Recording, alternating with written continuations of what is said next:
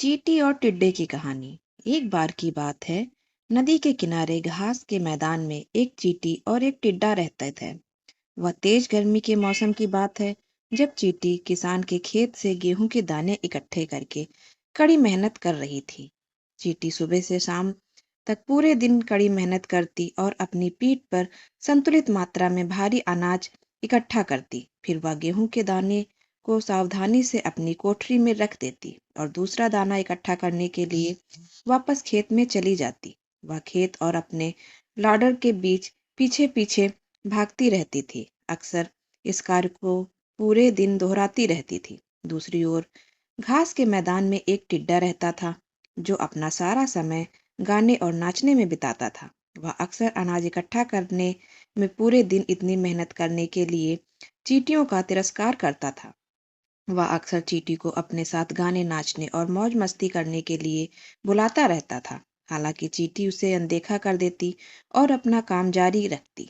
इससे टिड्डे को भी जोर से हंसता था और वह अक्सर चींटी का मजाक उड़ाता था और कहता था कि उनके पास गर्मियों में खुद को जीवित रखने के लिए पर्याप्त भोजन है। यह सुनकर चींटी ने कहा कि वह ठंड के मौसम के लिए कुछ भोजन बचा कर रख रही हैं और टिड्डे को भी ऐसा करने की ही सलाह देती थी। टिड्डे ने उनकी बातों पर ध्यान नहीं दिया और मस्ती से नाचता गाता रहा। जल्द ही ग्रीष्म ऋतु पतझड़ में बदल गई और पतझड़ सर्दी में बदल गई। बर्फबारी के कारण बाहर बहुत ठंड होने लगी और सूरज मुश्किल से दिखाई दे रहा था और रातें लंबी और अंधेरी थी।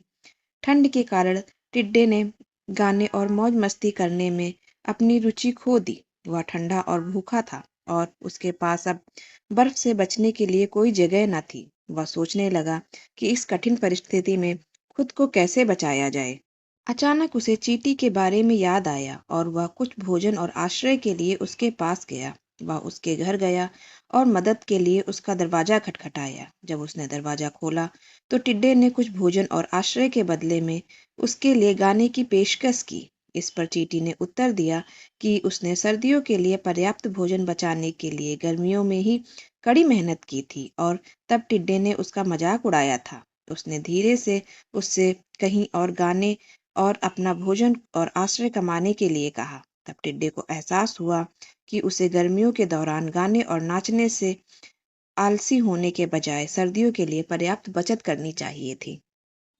इस कहानी से हमें यह सीख मिलती है कि व्यक्ति को बाद में कष्ट सहने के बजाय वर्तमान स्थिति का सर्वोत्तम उपयोग करना चाहिए। इस कहानी का विषय यह है कि हमें भविष्य के लिए योजना बनाने की आवश्यकता है और इसके लिए हमें कल लाभ प्राप्त करने के लिए आज से काम करना शुरू कर देना चाहिए।